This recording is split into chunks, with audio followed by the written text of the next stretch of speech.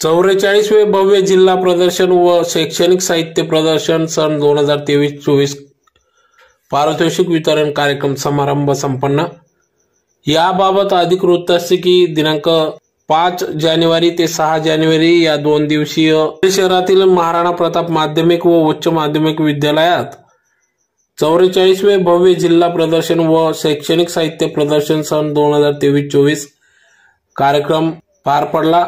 तर ज्यात प्रामुख्याने 5 जानेवारी 2024 रोजी याचं भव्य असं उद्घाटन करण्यात आले। तदनंतर आज दिनांक 6 जानेवारी 2023 रोजी या 44व्या जिल्हा विज्ञान प्रदर्शन शैक्षणिक साहित्य प्रदर्शनाचा समारोप पारितोषिक वितरण शुभारंभ या ठिकाणी पार पडला। तर यावेळेस कार्यक्रमाचे अध्यक्षस्थानी महाराणा प्रताप शिक्षण प्रसारक मंडळ धुळेचे अध्यक्ष सरकार साहेब जे रावल, जिल्हा परिषद शिक्षण व क्रीडा समिती सभापती महावीर सिंह रावल, अधिव्याख्याता डायट जयप्रकाश पाटील, विभागीय सचिव महाराष्ट्र महाराणा प्रताप शिक्षण प्रसारक मंडळाचे उपाध्यक्ष मानसिंग गिरासे, महाराणा प्रताप शिक्षण प्रसारक मंडळ धुळेचे कार्याध्यक्ष नरेंद्र सिंग सिसोदिया यांच्या प्रमुख उपस्थितीत सदर हा पारितोषिक वितरण कार्यक्रम पार पडला। तर यावेळेस मोठ्या संख्येने विद्यार्थ्यांनी या विज्ञान प्रदर्शनात सहभाग नोंदवला। तर त्याचबरोबर प्राथमिक गट 17, माध्यमिक गट 17 व शिक्षक विज्ञान सहाय्यक 26 असे एकूण 60 गटांनी सहभाग नोंदवला होता। तर यावेळेस प्रथम, द्वितीय, तृतीय असं पारितोषिक या ठिकाणी देण्यात आले। उत्तेजनार्थ बक्षीस देखील या ठिकाणी वितरण करण्यात आले। तर यावेळेस पारितोषिक मिळालेल्या सर्व विद्यार्थ्यांना या ठिकाणी प्रमाणपत्र, ट्रॉफी देऊन त्यांचा सन्मान सत्कार या ठिकाणी करण्यात आला। तर या कार्यक्रमाप्रसंगी शिक्षण विस्तार अधिकारी जिल्हा परिषदचे दीपक सोनवणे, जिल्हा विज्ञान पर्यवेक्षक सुधाकर बागुल, जिल्हा मुख्याध्यापक संघ अध्यक्ष आरवी पाटील, जिल्हा विज्ञान व गणित अध्यापक संघाचे अध्यक्ष PZ कुवर,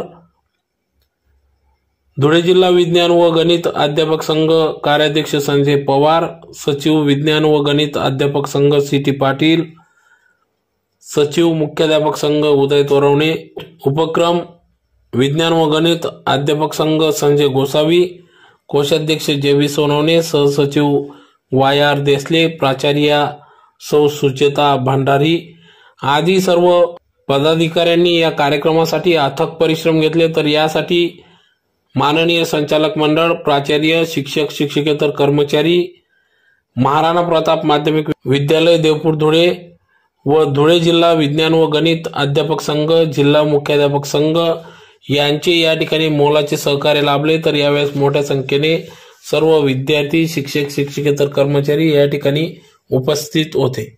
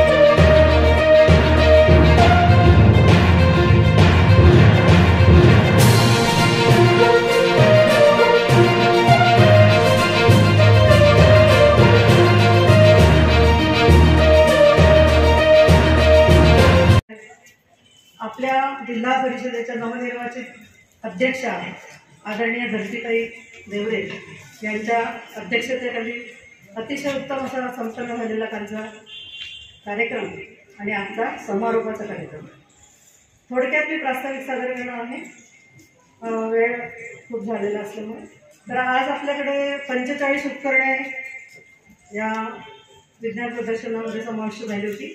त्यामध्ये 17 प्राथमिक शाळेचे, याच्यामध्ये 2 राखीव होते. माध्यमिकमध्ये 16 शिक्षक, प्राथमिक शिक्षकांचे 2, माध्यमिक शिक्षकांचे 6, परिचारांचे 4 आणि असे एकूण 47 उपकरणांचा समावेश होता. घराघरात आहे विज्ञान, हर एका घटनेत विज्ञान, आरोग्य संपन्न आहे भारतीय, कारण इथे स्वयंपाकघरातही आहे विज्ञान. बाहेर तर आहेच, पण स्वयंपाकघरामध्ये सुद्धा विज्ञानाचा समावेश आहे. तर असं हे वैज्ञानिक दृष्टिकोन जागृती करणारं विज्ञान प्रदर्शन गेल्या 43 वर्षापासून चालत आहे महाराष्ट्रामध्ये आणि हे 44वे आहे. आपल्याला माहिती का, काय, केव्हा, कुठे, कुणी आणि कसे हे जे विज्ञानाचे कामसू सेवक आहेत, हे प्रश्न आहेत विज्ञानाचे. हे प्रश्न आपल्याला सतत निर्माण व्हायला हवे आणि म्हणजे मग त्याच्यातून विद्यार्थ्यांची कुतूहल दृष्टी ही जागृत होते. काय हा विज्ञान प्रदर्शनाचा उद्देश आहे? प्रश्नांचा पाठपुरावा करून समस्येचा उलगडा करणं हे महत्त्वाचं आहे. तर हा विज्ञानाचा विषय जो दिलेला होता रविनगर नागपूर या संस्थेने, त्यामध्ये मानवी जीवनासाठी विज्ञान हे महत्त्वाचं होतं. दळणवळण, आरोग्य, कृषी असे विविध विषय त्यामध्ये होते. तर अशा या विज्ञान प्रदर्शनामध्ये एकूण 9-10 शाळांनी भेट दिली. त्यामध्ये जवळजवळ 1100 विद्यार्थ्यांनी भेट दिलेली आहे. त्यामध्ये 51 शिक्षक हे बाहेरचे, म्हणजे सहभागी शिक्षकांच्या व्यतिरिक्त 51 शिक्षक यांनी सुद्धा भेट दिली. आणि आम्ही विविध समित्या स्थापून या ठिकाणी सगळी तयारी केली. आम्हाला थोडासा तयारीला वेळ कमी मिळाला. जवळजवळ 29-30 डिसेंबरला ही तारीख आमची फायनल झाली आणि त्याच्यानंतर धावपळीतच सगळ्या पत्रिका वगैरे थोडंसं, त्यामुळे आमच्या वतीने काही त्रुटी राहिली असेल, गैरसोय झाली असेल तर मी शाळा प्रमुख यांना दिलगिरी व्यक्त करते. खूप शुभेच्छा देतो. ज्या विद्यार्थ्यांनी तालुकास्तरीय पासून जिल्ह्यापर्यंत पोहोचले आणि विज्ञान प्रदर्शनमध्ये भाग घेतला, त्या सगळ्या सर्व विद्यार्थ्यांना मनापासून खूप खूप शुभेच्छा देतो.